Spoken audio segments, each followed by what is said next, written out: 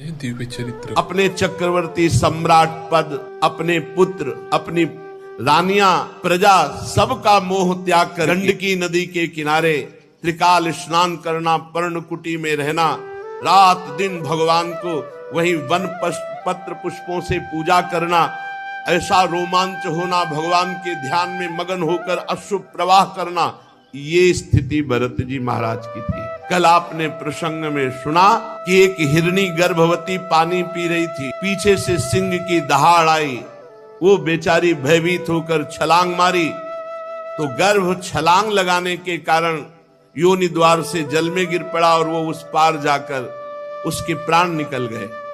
भरत जी ने देखा कि अब इस बच्चे को बचाने वाली माँ तो मर गई और मैं ये देख रहा हूं, मेरा कर्तव्य बनता है इस बच्चे को बचाए। दौड़ पड़े और धारा से उस बच्चे को गोद में ले ली। बहुत उत्तम बात, हर साधु हृदय को ऐसा करना चाहिए, किसी भी जीव की रक्षा करना परहित सरिस धर्म नहीं भाई।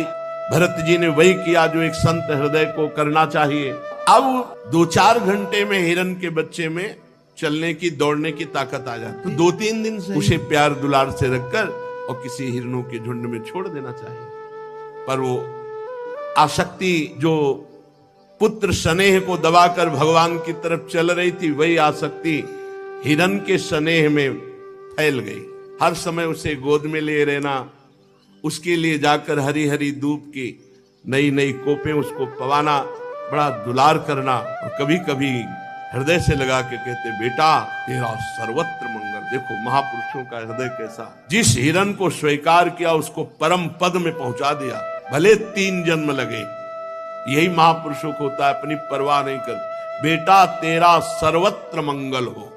अब सोचते अगर इसको छोड़ दिया, कहीं कुत्ते, भेड़िए या बाघ आदि खा गए तो ये मेरी शरण में है, मुझे दोष लगे, बुद्धि मोह ग्रसित हो रही है। धीरे धीरे भगवान की आराधना का नियम छूटा।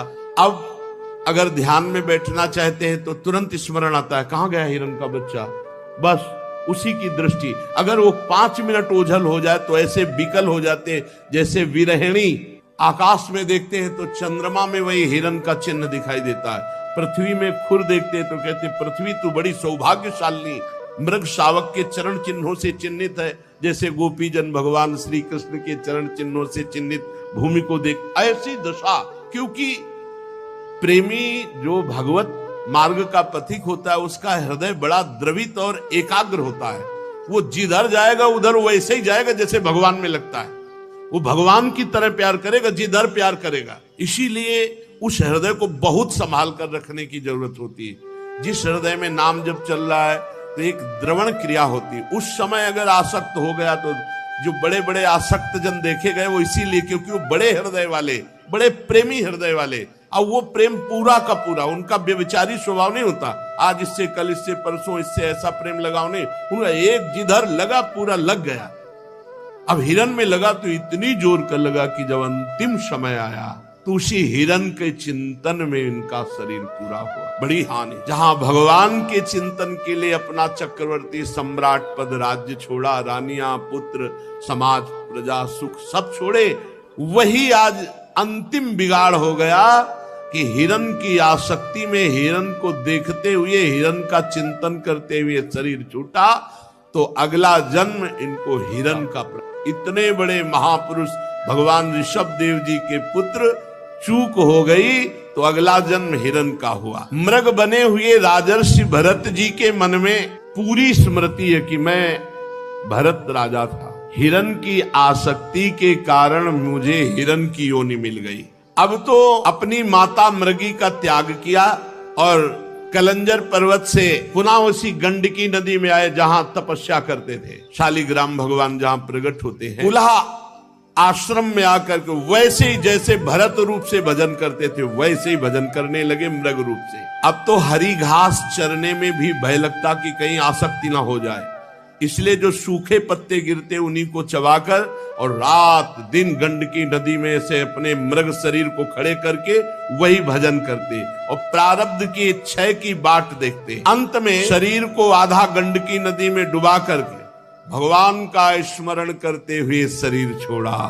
अब बात बन। जब मृग शरीर छोड़ा तो भगवान सुखदेव जी कहते हैं, हे राजन परीक्षित, आंगिरस गोत्र में जो बहुत ही ब्रह्म संबंध से युक्त और ब्रह्म कर्म से युक्त ऐसे ब्रह्म ऋषि के यहाँ जन्म हुआ भरत जी का, यही नाम पड़ा जड़ भरत। आंगिरस गोत्र में सम दम तपस्या स्वाध्याय वेदाध्ययन त्याग अतिथि सेवा संतोष तितिक्षा विनय विद्या अनुसूया आत्मज्ञान एवं आनंद सभी गुणों से इस महान श्रेष्ठ ब्राह्मण के कुल में जन्म हुआ। वैसी ही इनकी माता विद्याशील आचार रूप उदारता से संपन्न पातिव्रत धर्म धारण करने वाली ऐसी जगह जन्म हुआ। 9 पुत्र हुए और दूसरी पत्नी से 1 पुत्र और 1 कन्या। इनमें जो पुत्र थे वो महाराज भरत जी थे। मृग शरीर का परित्याग करके इस जन्म में ब्रह्म बोध संपन्न महापुरुष के रूप में जन्मे। अध्यात्म ज्ञान पढ़ना नहीं पड़ा, क्योंकि मृग शरीर में ही भजन पूर्ण हो गया। यद्यपि पशु शरीर में भजन नहीं होता, लेकिन ये राजर्षि भरत के रूप में जो भजन किया और परहित के लिए अपना जीवन अर्पित कर दिया, उसके प्रभाव से मृग शरीर में भी पूर्व स्मृति और भजन ये बना रहा। उसके प्रभाव से अब जो जन्म हुआ वो ब्रह्मबोध संपन्न महापुरुष के रूप में। पूरी याद है, मैं राजर्षि भरत था, चूक हो गई, मृग बना, अब आकर के मैं इस ब्रह्म ऋषि के कुल में जन्मा हूं। पूर्व जन्म का पूरा स्मरण होने के कारण अब कोई विघ्न ना हो जाए, इसलिए वो पागलों जैसी वृत्ति में रहते हैं। बाल्यावस्था से हर समय भगवत स्मरण परायण, ओठ बंद और पागलों जैसी चेष्टा। श्री भगवान के चरणों का स्मरण मूर्ख, पागल, अंधा, बहरा ऐसा अपने को दिखाने लगे बचपन से ही। क्यों? कोई प्यार न कर बैठे, कहीं किसी से अपनापन न हो जाए। तस्यापि वा आत्मजस्य विप्राह पुत्र स्नेहानुबद्ध मना आसमा वर्तनात् संस्कारान यथोपदेशम विदधान उपनीतस्य चा पुनः शौचाच मनादीन कर्म नियमानन। पिता को बड़ा प्रेम था इनके ऊपर, क्योंकि ये ब्रह्मबोध संपन्न महापुरुष थे, पर सबको पता चल गया था कि ये बालक पागल है। शास्त्रानुसार समावर्तन पर्यंत जो पूर्व के अर्थात विवाह के पूर्व के जितने संस्कार ब्राह्मणत्व के हैं वो सब उपनयन संस्कार आदि से युक्त किया। पर देखें, ये तो बेटा पागल है। पिता का कर्तव्य है पुत्र को शिक्षा देना, इसलिए बड़े प्यार से समझाते। शौच के बाद ऐसे पवित्र हुआ जाता है, ऐसे आचमन किया जाता है, ऐसे ऐसे रहना चाहिए। भरत जी बिल्कुल उपदेश के विरुद्ध आचरण करते, जैसा उपदेश उसके विरुद्ध आचरण। क्यों? पिता की आसक्ति हम पे ना हो जाए, हमारी आसक्ति पिता पे ना हो जाए। साचापि तदुहा पितृ सन्निधावेवा सध्रीचीन म्यु इसम करोति छंदास्याध्यापयिष्यन् सा व्याहृति भी सा प्रणो शिरस्त्रिपदीम सावित्रीम। बहुत उपाय किया कि गायत्री मंत्र याद करवा दे। 4 महीने पूरा प्रयास किया, वर्षा काल में एक भी छंद याद नहीं करवा। फिर बसंत ग्रीष्म चैत्र वैशाख ज्येष्ठ आषाढ़ प्रणव सहित गायत्री मंत्र याद कराने का पूरा प्रयास किया, लेकिन पागल जैसी चेष्टा। पूर्ण विद्वान, बड़ा हृदय में दुख हुआ कि ये मेरा बेटा पागल है, और ये पता ले कि ये बेटा ऐसा है कि कुल के कुल परम पावन कर देगा। पर बहुत प्यार था भरत जी के प्रति उनके पिता का, इसलिए बार बार वो पुत्र को अच्छी तरह शास्त्रों की शिक्षा देते। शौच, वेदाध्ययन, व्रत, नियम, गुरु सेवा, अग्नि सेवा, ब्रह्मचर्य पालन, इन सब की कुछ नहीं। ठीक विपरीत चेष्टा, पागलों जैसी, मूर्खों जैसी। वो हार गए और कुछ समय बाद उनका शरीर पूरा हो गया पिता का। अब तो स्वतंत्र हो गए, क्योंकि और कोई प्यार ही नहीं करता था, पिता ही प्यार करते थे। इन महापुरुष को पागल मूर्ख समझकर कोई प्यार नहीं करता, केवल पिता प्यार करते थे। वो भी पधार गए। पूर्व परंपरा के अनुसार उनकी मां उनके साथ सती हुई। अब तो कोई बोलने वाला नहीं। जो भाई थे वो समझते थे मूर्ख और पागल है, वो कर्म कांड को सब कुछ समझने वाले विद्वान ब्राह्मण थे। अब ब्रह्म ज्ञान रूपी परा विद्या का सिद्ध महापुरुष भरत जी को कौन जाने, इसलिए वो भरत जी के प्रभाव को न जानने के कारण ये मूर्ख है ऐसा समझकर उपेक्षा करते। पिता के परलोक सिधारने पर बड़ी अव्यवस्था भरत जी के साथ, क्योंकि भाई लोग मूर्ख समझते थे, पागल समझते थे। बचा खुचा बाछी अन्न जैसे पशुओं को फेंका जाता है ऐसे उनको दे, वो आराम से शरीर का प्रारब्ध है ऐसा मान के पा लेते। कोई काम बताते वो काम, कोई मार रहा है, कोई अपमान कर रहा है, कोई थूक रहा है, वो बिल्कुल वैसी पागल। और ब्रह्म बोध परा विद्या के सिद्ध महापुरुष भरत जी के अंदर कोई मान अपमान का विचार ही नहीं रह गया था। साधारण लोग जो नर पशु कहे जाते हैं, नर पशु मनुष्य रूप में पशु रूप, जो भगवान से विमुख केवल संसार के राग में लगे, वो उनको पागल करके अपमानित करते। कोई थूक देता, कोई ईंट मारता, कोई। भरत जी परा ब्रह्म विद्या के ज्ञानी महापुरुष पर पागलों जैसी वृत्ति। कोई उनको मूर्ख कहता, कोई पागल कहता, प्रायः पागल करके ही पुकारा जाता है, और ब्रह्मबोध संपन्न महापुरुष। तो भरत जी भी ठीक वैसे ही स्वांग रचते कि सब पागल समझे, उसी के अनुरूप भाषण करते भरत जी। साचा प्राकृतिर दुपद पशुभिर रुणमत जड बधिरेत्यभिभाष्यमानो यदा तदनुरूपाणि प्रभासते कर्माणि च सा कार्यमाणः परेच्छया करोति। जैसे लोग उनको मूर्ख और पागल समझते तो वैसे ही चेष्टा करते कि हाँ वास्तविक ये पागल और मूर्ख है। कोई कोई तो इनको अपने काम में लगा लेता, अब जवान है चल चारा काट रहे, गोबर फेंकवा रहे, जैसा वो कहते वैसी काम। कोई अपने काम के लिए खेत में ले जाता, कोई मजदूरी कराता, अब बाद में जला भुना बासी अन्न फेंक देते सामने।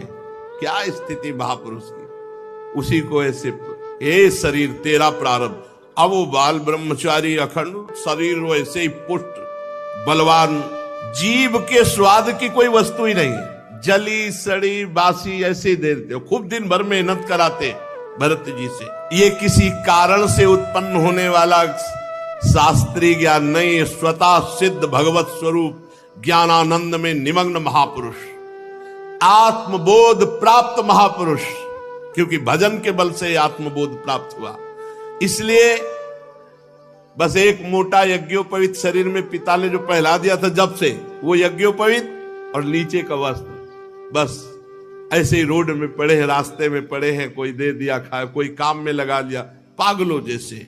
बहुत अष्ट पुष्ट स्वस्थ शरीर, सर्दी गर्मी बरसात सब खुले पे सहना, अपमान आदि, चूंकि देहाभिमानी नष्ट हो चुका है इसलिए कोई क्लेश नहीं। क्या लालच वाली ये स्थिति है। लालच लगना चाहिए कि काश ऐसी स्थिति भगवान की कृपा से प्राप्त हो कि शरीर राग रहित, शरीर के पोषण की वृत्ति ही चली गई है। शीतोष्ण वात वर्षेषु वृष इवाना व्रतांगः पीनः संहननांगम स्थंडिल संविशेष नानुन मर्दना मज्जन रजसा महामणि जीवान अभिव्यक्त ब्रह्म वर्चसा। जैसे आग राख से ढक जाए पर अंदर आग है, जैसे मणि के ऊपर धूल लग जाए, ऐसे ही महाराज न कभी स्नान करते न कोई शरीर सफाई। सर्दी गर्मी बरसात आंधी, इसमें लिखा हुआ है नहाना धोना कोई मतलब नहीं, भगवत स्वरूप। शीतोष्ण वात वर्षेषु, गर्मी ठंडी हवा वर्षा, वृष इवानावृतांग, सांड की तरह खुले शरीर सहते। भगवान ने आदेश किया है साधक और साधु को, मात्रा स्पर्शास्तु कौन्ते शीतोष्ण सुख दुखदा आगमा पाइनो अनित्यास्तास्तितिक्षस्व। भारत, हे अर्जुन, ये आने जाने वाले गर्मी सर्दी मान अपमान सुख दुख हर्ष शोक, इन सब को सह जाओ। अगर सह गए तो परम पद के अधिकारी हो जाओगे। भरत जी बड़ा ही हष्ट पुष्ट शरीर, पृथ्वी पर पड़े रहते, कभी स्नान नहीं करना, कभी हाथ पैर नहीं मुंह नहीं धोना, कभी नहीं। स्थिति इनको प्राप्त हो गई से 3 बार स्नान साधन में करते थे पीछे गंडकी नदी में 3 बार या 3 बार सो भले चाहे जाए, स्नान का तो हृष्ट पुष्ट गठीला शरीर, पृथ्वी पे पड़े रहना, न हाथ पैर धोना, न मुंह धोना, न नहाना, शरीर पर अंगुलों मैल जम गया था। क्या सुंदर स्थिति है, क्या सुंदर स्थिति है। ब्रह्मतेज ऐसे जैसे धूल से ढका हुआ महामणि, एक मैला कुचैला कपड़ा है कमर में बस, और एक मैला यज्ञोपवीत। सब लोग यही जानते थे कि ये मूर्ख पागल है, मूर्ख पागल है। बहुत तिरस्कार करते भरत जी, काम करवाते, मारते। इतना बड़ा महापुरुष ऐसे सह रहे। ये जनता बहुत काम कराती और तिरस्कार करती, गांव के लोग बहुत तिरस्कार करते। बहुत महिमाशाली स्थिति है। नहीं तो यदा तू परत आहारम कर्म वेतनत इह माना स्वभ्रातृभिरपि केदार कर्माणि निरूपितस् तदपि करोति किंतु न समम विषमम न्यूनमधिक मिति।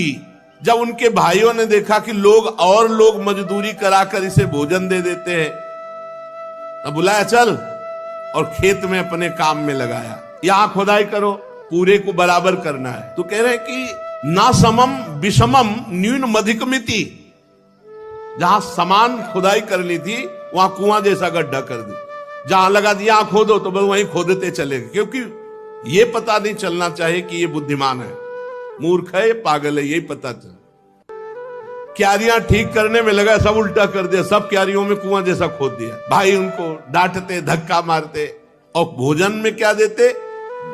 खली, भूसी, भुने हुए उड़द और चावल की कनकी सूखी ऐसे जैसे जानवर को दी जाती है, या पके हुए अन्न की जली हुई खुरचन। कैसे महापुरुष है, जिनको विश्व का परम पवित्र भोग सब मिलना चाहिए, वो कैसे जी रहे। स्पष्ट लिखा हुआ है कि उनके आहार में चावल की कनी, खली, भूसी, भुने हुए उड़द ऐसे सूखे और वो ऐसे चबा लेते, या पके हुए अन्न की जली हुई खुरचन, जली हुई, वो दे देते। बड़े अमृत के समान उसे शरीर का प्रारब्ध समझकर खा लेते। भगा दिया भाई, धक्का मार, एक काम नहीं। दूसरे भाई ने पकड़ लिया, खेत की रखवाली करो, खेत की। अब वो खेत की रखवाली क्या करे? खेत इधर, आसन लगा इधर में पड़े, उनसे खेत से मतलब क्या है? विपरीत, वो जो भी कार्य करते तो उसके विपरीत, जिससे पक्का सबको समझ में आया कि पागल है, वही पड़े हुए थे। और एक डाकुओं के सरदार ने भद्रकाली से कामना की थी कि पुत्र हो जाएगा तो नरबलि चढ़ाएंगे। नरबलि मतलब मनुष्य को काटेंगे आपके सामने, और संयोग से पुत्र हो गया। तो भद्रकाली को मनुष्य की बलि देने के लिए एक पुरुष को पकड़वा मंगाया। राजा था दस्युराज। अब उस पुरुष को छोड़ दिया गया बाजार में, खूब जो चाहो खा लो। उसको पता नहीं, वो जलेबी, गुलाब जामुन जो जो बढ़िया पसंद सबको खा रहा था। एक दुकानदार ने धीरे से कहा, खूब खा लो, अब इन्हें गर्दन कटेगी जाके तुम्हारी। क्यों? भूले तो ऐसे फिरी थोड़ी खाने को मिल रहा है। दस्युराज ने आज उत्सव मनाया है और तुम उनके बलि पशु हो, तुम्हारी गर्दन कटेगी। तो उसने दोना पत्तल जो होता वो साथ लिए, भागा, वहां से निकल गया, भाग गया। अब जो रक्षक थे उनको, वो तो खुला छोड़े हुए थे कि खा पी लेगा, पकड़ लेंगे। जब देखा कि वो आदमी भाग गया तो सोचा अगर राजा से कहा जाके तो हम ही किसी को भी बलि चढ़ा देगा, इसलिए तुरंत कोई नर पशु पकड़ना चाहिए। दैववश वो तो भाग गया जिसको पकड़ के लाए थे। चारों ओर सेवक दौड़े कि अब कोई मनुष्य मिल जाए, नहीं तो हम लोगों की बलि चढ़ा देगा राजा। तो रात के समय तक दैव योग दृष्टि पड़ी आंगिरस गोत्री ब्रह्म प्राप्त महापुरुष श्री जड़ भरत जी के ऊपर। अब जंगल में देखा तो खेत में तो पड़े ऐसे। अरे बोले देवी भी प्रसन्न हो जाएगी और राजा भी प्रसन्न हो जाएगा, क्योंकि बहुत तगड़ा आदमी है, अष्ट पुष्ट बलवान। और उस समय वीरासन में बैठे हुए थे, रात्रि के नजदीक आए, पकड़ लिया, कोई विरोध नहीं। बोले हमारे स्वामी का कार्य इससे बहुत सिद्ध हो जाएगा, देवी बहुत प्रसन्न हो जाएगी। रस्सियों से बांध लिया, बंधवा लिया, कोई रोका नहीं, बिल्कुल पागलों जैसी चीज। जो शरीर का होना है वो पक्का होना, जो नहीं होना है वो नहीं। रस्सियों से बांध ली, ले गए भद्रकाली के मंदिर में। अब बाजार में नहीं छोड़ा, एक तो निकल गए, अब दोबारा अगर वहीं सीधे मंदिर ले गए। पद्धति के अनुसार बढ़िया उपटन लगाया गया। आज जीवन में उपटन लग रहा है महाराज, जीवन में कोई प्यार से तो उपटन लगाया नहीं, भरत जी ने और लंबे हाथ में बढ़िया उट्टल लगाकर। अब ये नहीं कि ज्ञान नहीं, पता है, तलवार भी रखी, पता है दोनों शरीर का है, जो शरीर का प्रारब्ध है उसको भोगना होगा। विधि पूर्वक बढ़िया इत्र फुले लगा के स्नान, सब नए नए वस्त्र पहनाए गए, चंदन लगाया गया, माला, जैसे अब गर्दन कटनी है तो माला भी, फिर सुंदर खीर पुआ भोजन डट के भरत जी ने, कोई चिंता नहीं, पता है, अज्ञानी थोड़ी परम ज्ञानी है। फिर धूप दीप से आरती की गई क्योंकि बलि चढ़ाना है। इसके बाद शुरू हुआ ढोल बजना, मृदंग ढोल, और भद्रकाली जी के सामने इनको ले जाया गया। भरत जी को कहा गया सर नीचा करके ऐसे झुका के बैठ जाओ, घुटने के बल सर नीचा करके आराम से बैठ, कोई परेशानी नहीं।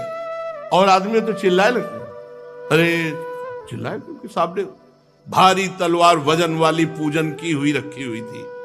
भरत जी ने देखा प्रारब्ध है, सर झुका दिया। दस्यु राजा आया और अभिमंत्रित वो बहुत वजन वाली खड्ग उठाई तलवार। अब ये तो ब्रह्मस्वरूप महापुरुष, वो रज और तम से मिश्रित स्वभाव वाला दस्युराज उन्मत्त होकर के जो ही ऐसे तलवार उठाई, एक तो ब्रह्म ऋषि, दूसरे ब्रह्मबोध संपन्न, शरीर राग रहित ब्रह्मबोध संपन्न महापुरुष के जेव ही गर्दन पर तलवार प्रहार करने के लिए की, भद्रकाली के शरीर में ब्रह्म तेज से आग पैदा हो गई।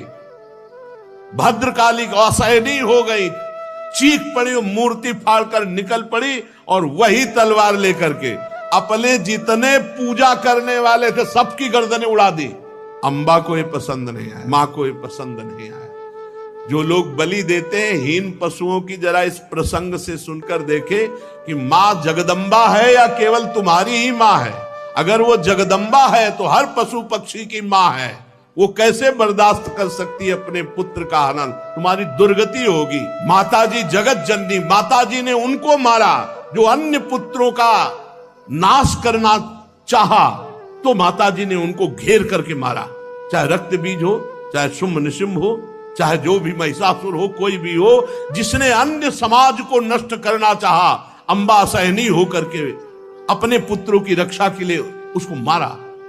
ऐसा नहीं, ये निर्बल जीवों की हत्या करोगे तो मां प्रसन्न हो जाएगी। अपनी जबान की चाटुकारिता स्वाद के लिए तुम पशुओं को मारते हो और सोचते हो कि जगदम्बा प्रसन्न हो जाएगी, नरक जाओगे।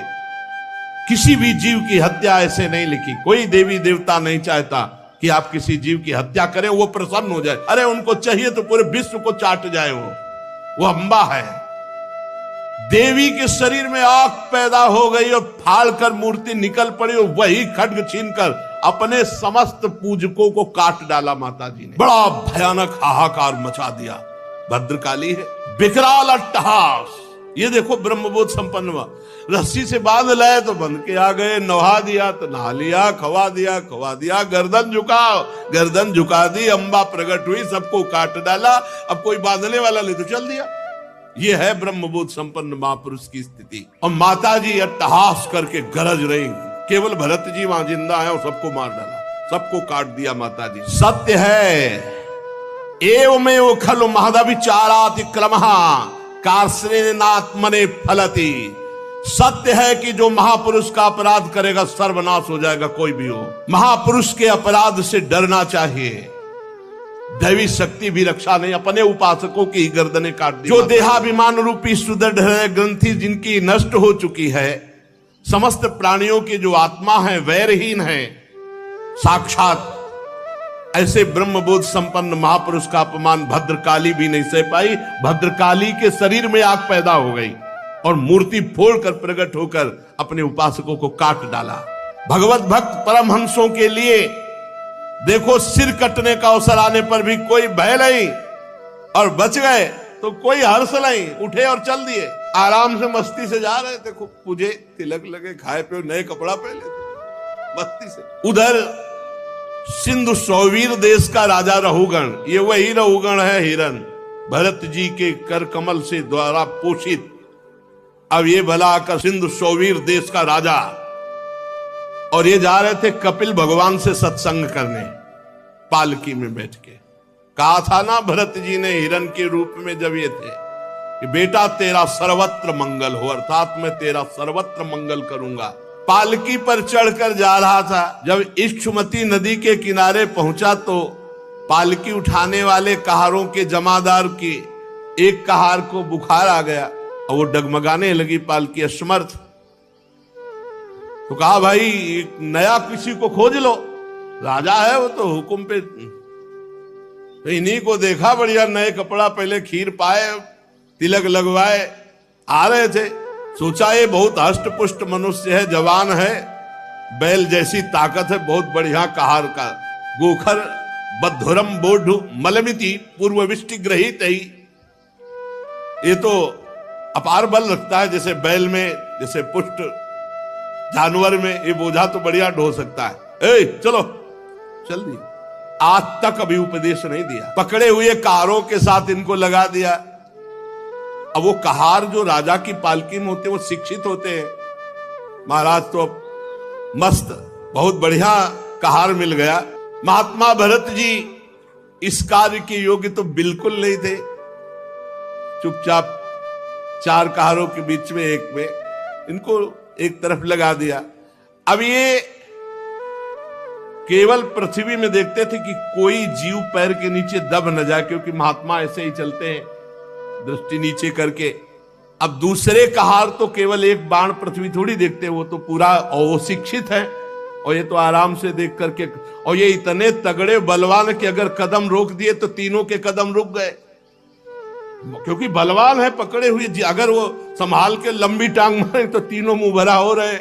राजा रहुगण ने कहा है ये क्या प्रमाद है, पालकी डोल रही, पालकी हिल रही है, ये ऊंची ऊंची हो रही है। कहारों ने डर कर कहा महाराज की जय जय हो, आप चाहें तो हमें दंड दे सकते हैं, पर हम निर्दोष हैं। ये जो नया कहार आया है सारा दोष इसी का है। महाराज हमारा प्रमाद नहीं, हम तो नियम के अनुसार पालकी चला रहे हैं। ये नया कहार जो आया है ये बहुत बलवान है, ये जैसा हिला डुला देता वैसे पालकी हिल डुल जाती है। ये जल्दी जल्दी ठीक से हमारी तरह नहीं चल रहा है महाराज। राजा रहुगण ने सोचा संसर्ग दोष उत्पन्न हो जाएगा तो फिर सब में दोष आ जाएगा, इसलिए इसको दंड देना चाहिए, इसका प्रतिकार करना चाहिए। ये अपनी तो चाल बिगाड़ ही रहा है, हमारे और कहारों की चाल बिगाड़ रहा है।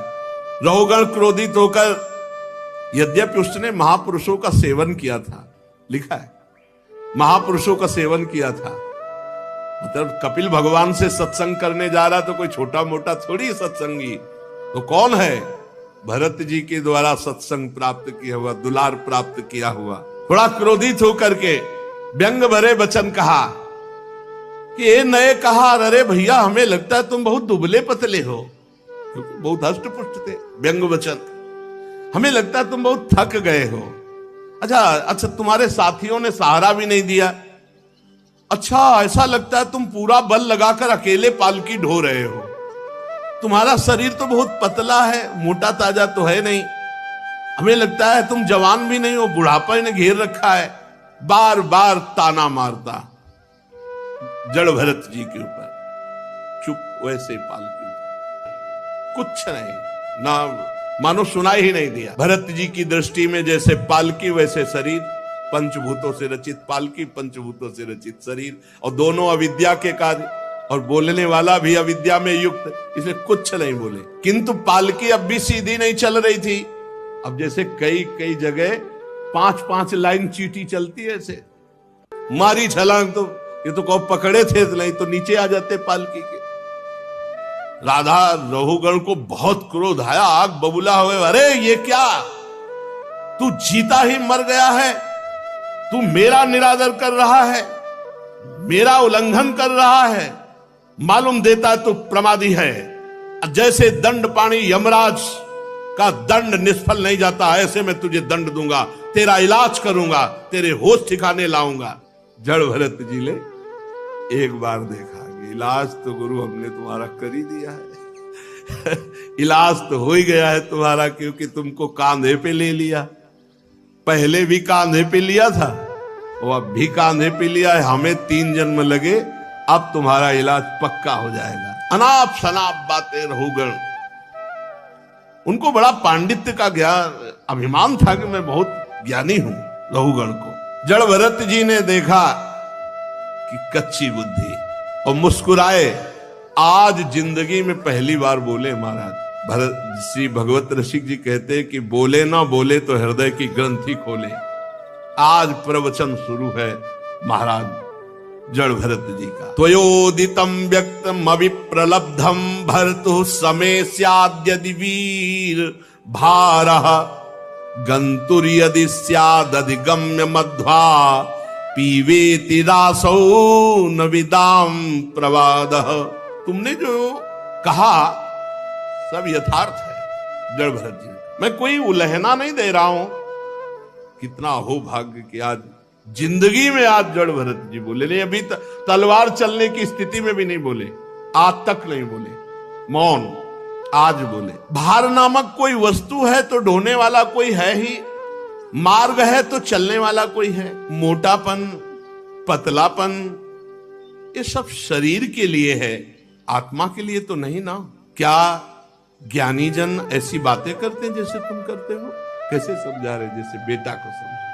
ये स्थूलता, मोटापन, कृशता, पतलापन, आधी, व्याधि, भूखो, प्यास, भय, कलह, इच्छा, बुढ़ापा, नींद, आसक्ति, क्रोध, अभिमान, शोक, ये सब देहाभिमानी को प्राप्त होते हैं, आत्मस्वरूप में नहीं। क्या सुंदर बात, क्या सुंदर बात। ये सब देहाभिमानी को प्राप्त होते हैं, आत्मस्वरूप को नहीं।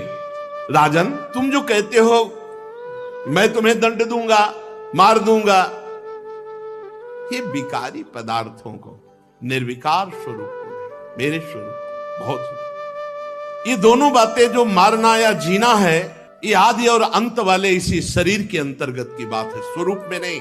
यशस्वी नरेश, स्वामी और सेवक भाव जहां स्थित होता है वहां आज्ञा पालन होता। मैं आपका सेवक नहीं हूं, तुम हमारे स्वामी नहीं हो, तुम्हारी आज्ञा का पालन हमारे ऊपर लागू नहीं होता।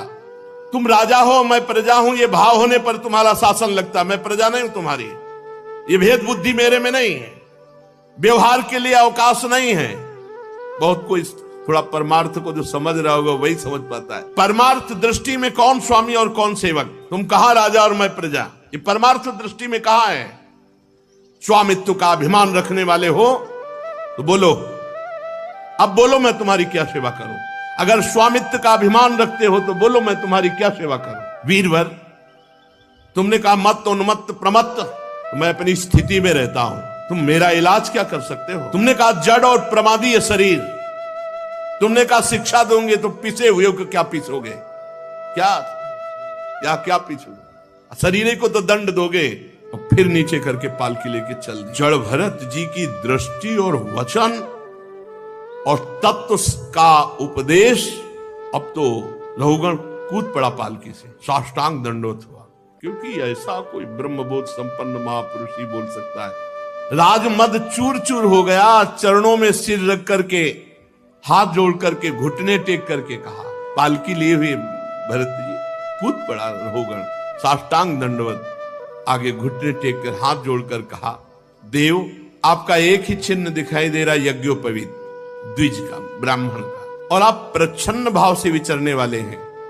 क्या आप अवधूत शिरोमणि दत्तात्रेय, या आप कौन हैं? कहीं आप साक्षात भगवान कपिल देव जी तो नहीं है? मुझे इंद्र के वज्र से डर नहीं लगता, ना हम विशंके सुरराज वज्रान्न त्र्यक्षशूलान्न यमस्य दंडात, नान्यर्क सोमा नीलवित्त पास्त्रात छंके भृशम ब्रह्म कुलावमानात। महाराज, मुझे इंद्र के वज्र से डर नहीं, भगवान देवादिदेव महादेव के त्रिशूल से भी मुझे डर नहीं, यमराज के काल दंड से भी डर नहीं, अग्नि सूर्य चंद्र वायु कुबेर इनके अस्त्रों से डर नहीं, पर मैं डरता हूं ब्रह्म ऋषि के अपमान से। आप कोई प्रच्छन्न भेष में अवधूत महापुरुष हैं, आप मूर्खों की भांति विचरण करने वाले, इसलिए मेरे से अपराध बन गया। साधु, आपकी दृष्टि और आपके वचन की मैं था ही नहीं पा रहा हूं कि आप कितने अगाध ज्ञान संपन्न हैं। मैं आत्मज्ञानी मुनियों के परम गुरु साक्षात भगवान श्री हरि की ज्ञान शक्ति के अवतार योगेश्वर भगवान कपिल देव जी के यहां सत्संग करने जा रहा था। सत्संग सुनने। क्या आप इस भेष में मुझे ज्ञान देने के लिए भगवान कपिल देव जी आए हैं? कौन हैं आप? अपना रूप छिपाकर विचरण कर रहे हैं। भला मुझ जैसे विवेकहीन पुरुष की कहां सामर्थ्य है कि आप योगेश्वरों की गति को हम जान सकें? प्रभु, कि आप योगेश्वरों की गति को हम जान सकें। प्रभु, आपके कुछ वचनों से मुझे संशय हो रहा है। मैं प्रश्न करता हूं, दृष्टाश्रमः कर्मत आत्मनो वैर भर्तुर गंतुर भवतश्चानुमन्ये यथा सतो दान यनाद्य भावात समूल इष्टो व्यवहार मार्गे। आपने जो ये कहा कि शरीर को दंड दो या सम्मान दो या अपमान करो, कोई फर्क नहीं पड़ता, तो नहीं महाराज, फर्क पड़ता है। मैं युद्ध आदि में जब श्रमित होता हूं तो मेरा शरीर श्रमित होता है, तो मुझे अनुभव होता है कि मैं श्रमित हो गया। जब बोझा ढोया जाता है तब ये लगता है कि मैं थक गया। तो मतलब शरीर का थकना आत्मा का थकना लगता है। शरीर का पीड़ित होना मतलब आत्मा को पीड़ित होना पड़ता है। सही लग रहा है ये ज्ञान? अब देखो, अपने लोगों को सही लग रहा है ना? यही अज्ञान है। रहुगण ने कहा कि जैसे युद्ध में कर्म किया जाता है तो अस्त्र लगते हैं, थकित होता है, तो जब शरीर को पीड़ा होती तो अपने को पीड़ा होती है ना। और आपने कहा शरीर का मान अपमान व्याप्ता नहीं है। बोझा ढोने पर शरीर को थकान होती तो अपने को लगती है ना थकान। मुझे ये बात समझ में नहीं आई आपने जो कहा। क्या घड़े से जल लाना ये मिथ्या है? घड़ा मिथ्या है कि जल मिथ्या है? और घड़े से जल लाना रूपी क्रिया मिथ्या है? क्योंकि जड़ भरत जी ने कहा शरीर और पालकी और जाने की क्रिया ये सब मिथ्या है। देह का सुखद या दुखद प्रभाव आत्मा पे पड़ता है, रहुगण ने कहा। जैसे आपने कहा नहीं पड़ता, माना।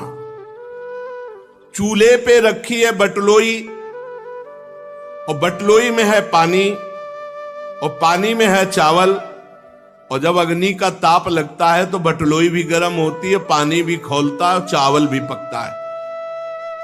ऐसे ही जब शरीर को पीड़ा होती है तो अंतःकरण को पीड़ा होती है, जब अंतःकरण को पीड़ा होती है तो आत्मा को होती है। तो बिल्कुल सही, करेक्ट लग रहा है, बहुत बढ़िया बोल रहा है, लेकिन ये आत्मज्ञान नहीं, ये देहाभिमान के अंतर्गत बात है। और आपने जो कहा कि दंड देना व्यर्थ है, हमारे को दंड देना व्यर्थ है, तो व्यर्थ कैसे हो सकता है? राजा का कार्य है प्रजा को शासन में लेना, उद्दंडों को दंड देकर के ठीक करना, उन्मत्तों को दंड देना पिसे हुए को पीसने के समान व्यर्थ नहीं हो सकता। इसलिए भगवान की सेवा होती है उद्दंडों को दंड दे करके पवित्र करना।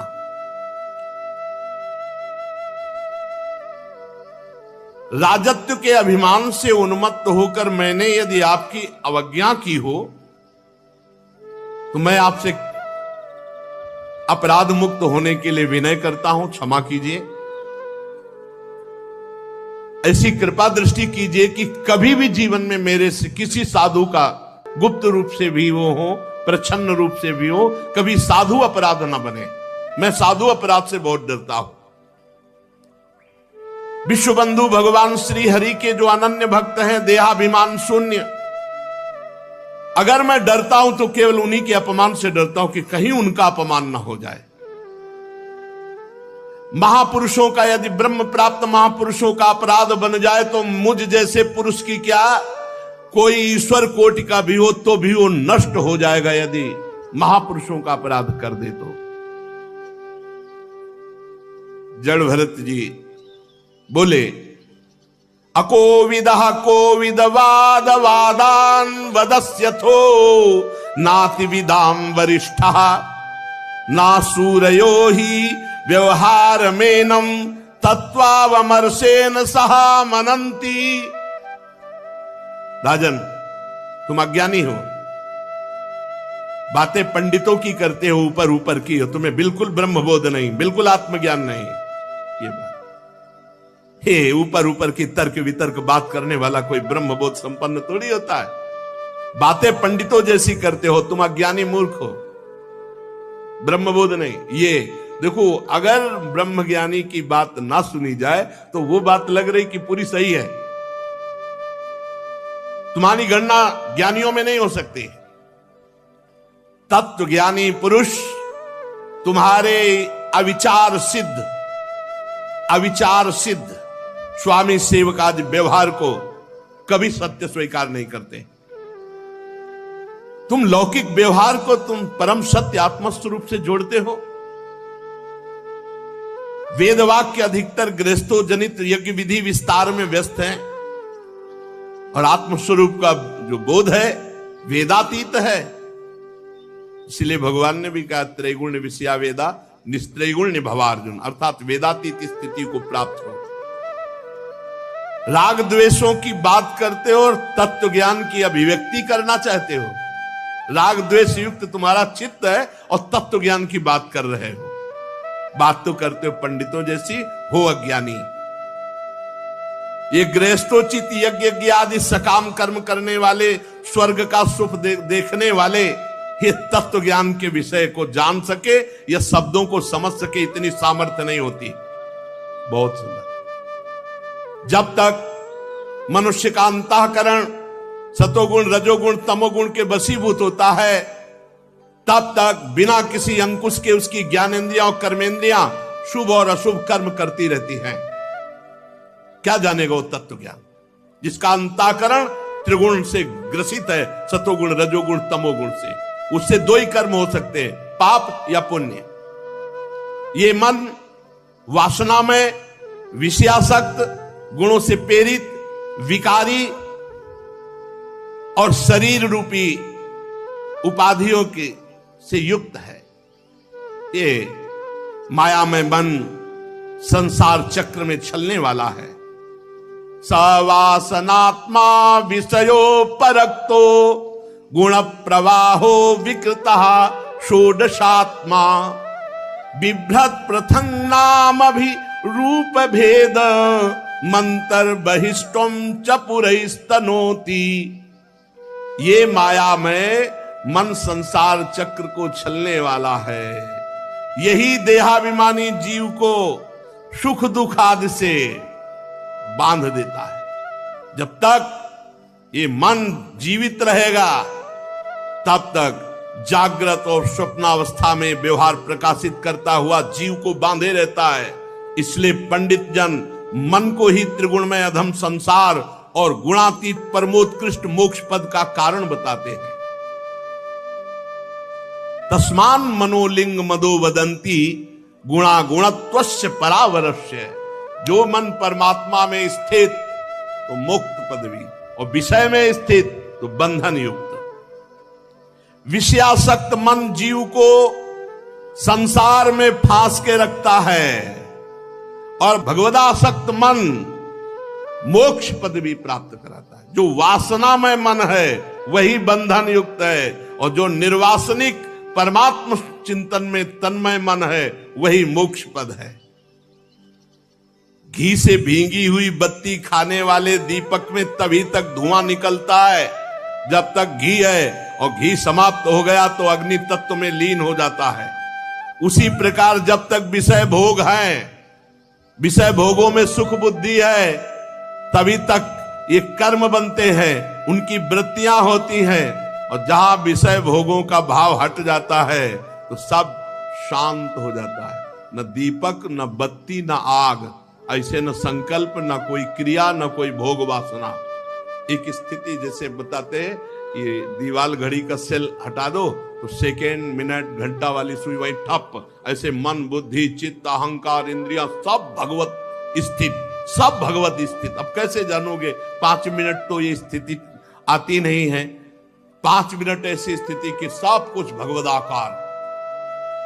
5 कर्मेंद्रियां, 5 ज्ञानेंद्रियां, 1 अहंकार, ये 11 मन की वृत्तियां हैं। 5 प्रकार के कर्म, 5 तन मात्राएं, 1 शरीर, ये 11 उसके आधारभूत विषय कहे गए हैं। गंध, रूप, स्पर्श, रस, शब्द, ये 5 ज्ञानेंद्रियों के विषय हैं। मल त्यागना, संभोग करना, गमन करना, भाषण करना, लेना देना, ये 5 कर्मेंद्रियों के विषय है। और शरीर को ये मेरा है, मैं हूं, ऐसा ये अहंकार का विषय है। जो अहंकार की इन वृत्तियों को, इंद्रियों के इन प्रवाह को मैं मानकर भोग रहे हैं, वो तत्व ज्ञान क्या जाने। मन की ये 11 वृत्तियां विषय, संस्कार, स्वभाव, कर्म और काल के द्वारा सैकड़ों, हजारों, करोड़ों भेदों में परिणित हो जाती है। किंतु सत्ता, क्षेत्रज्ञ, आत्मा के प्रकाश से प्रकाशित है। आत्मा में इनका कोई प्रभाव नहीं, क्षेत्रज्ञ इनसे कोई संबंध नहीं रखता। ये जीव जबरदस्ती इनको पकड़े हुए है। यही कोई हमें नहीं बांधे, हम इनको पकड़े। संसार बंधन में डालने वाली अविशुद्ध कर्मों में प्रवृत्ति, ये वृत्तियों का प्रवाह संसार की ओर जागृत, स्वप्न और सुषुप्ति में छिप जाती है, जागृत स्वप्न में प्रकट रहती है। लेकिन क्षेत्रज्ञ आत्मा में इनका कोई प्रभाव कभी भी नहीं, न जागृत में, न स्वप्न में, न सुषुप्ति में। ये तीनों अवस्थाएं देहों की हैं, आत्मा की नहीं।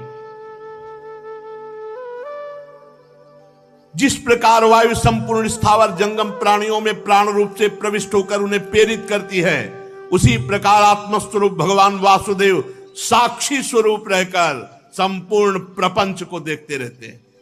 आपका स्वरूप साक्षी स्वरूप है, भोक्ता करता स्वरूप नहीं।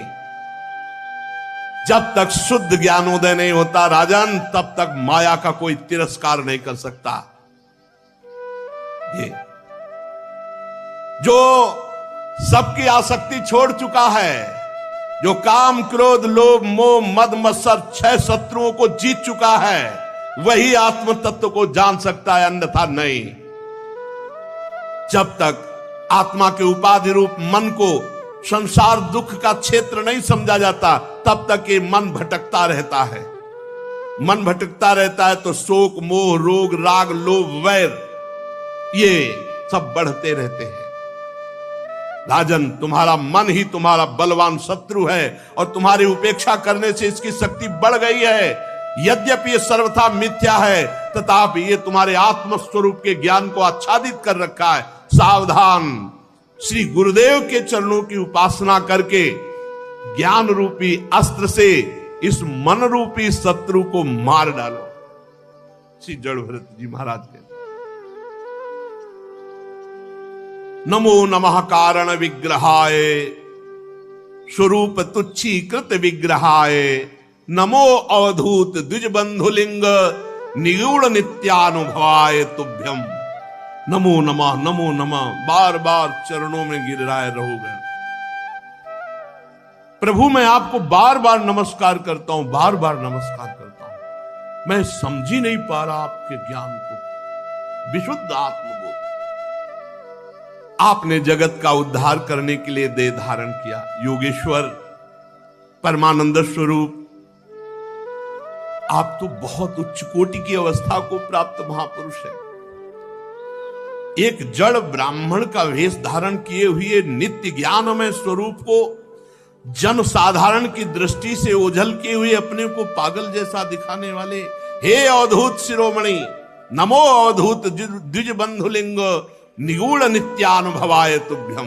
मैं आपको बार बार नमस्कार करता हूं। प्रभु, जैसे प्यासे को पानी अमृत जैसा मिल जाए, ऐसे आपकी वाणी मुझे शीतलता प्रदान, जैसे ज्वर पीड़ित को ठीक औषधि मिल जाए। प्रभु, मैं देहाभिमान रूप विषैले सर्प से डस लिया गया था, आज आपके अमृत में वचन औषधि का काम कर रहे हैं। हे देव, मैं आपसे संशयों की निवृत्ति तो कराऊंगा ही, पहले ये जो आपने अध्यात्म योग का उपदेश किया, राधा वल्लभ श्री हरि